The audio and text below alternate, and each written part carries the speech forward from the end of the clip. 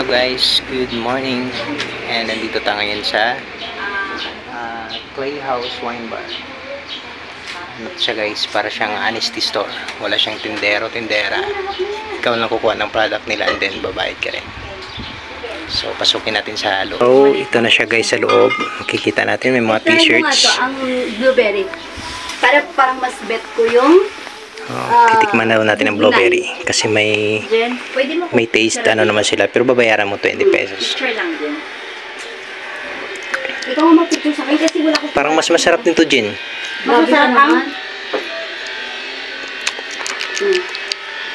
ano to? Blueberry. Mas bet ko sa blueberry. Ay, hindi yung kay Amcol, tingin mo na taste. Okay lang. Ito blueberry guys. Ito naman is bugnay. 0.5 Mas masarap ang bugnay. Ito siyang bugnay. Isa pa.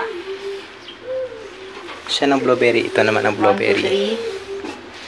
So ito ang mga ano nila guys, mga products. Ano to? Anong mas bet mo to? Bugnay. Liwat. Ganyan ka pa. Liwat. So ito ang ano nila guys, ito ang kanilang display bar. Yun. Ganun ka. Pitik Wines, 2 steps behind perfections. Established 2004. Yan, 2004 siya guys. Ang pangit ko. Yun. Ayusin mo. Isa pa.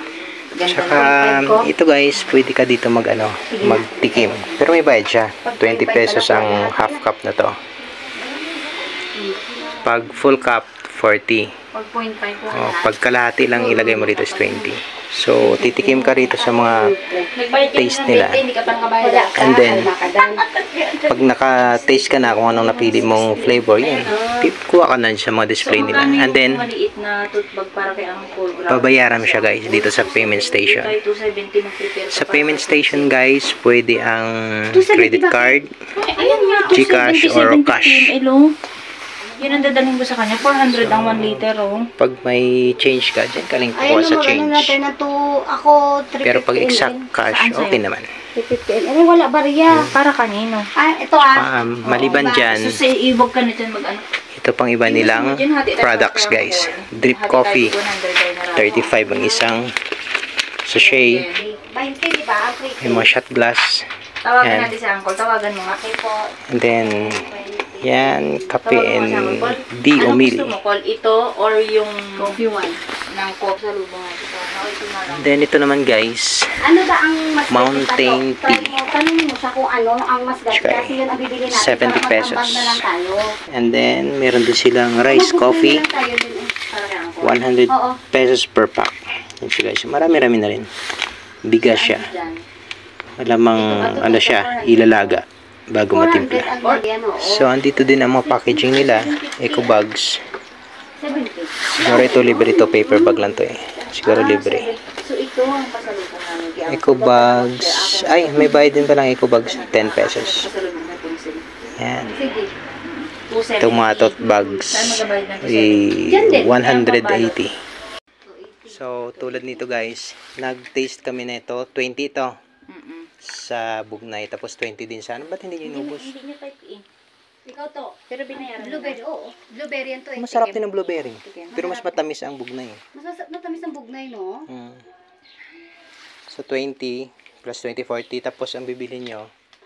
So ang bibili namin guys is 750 ml. Yan.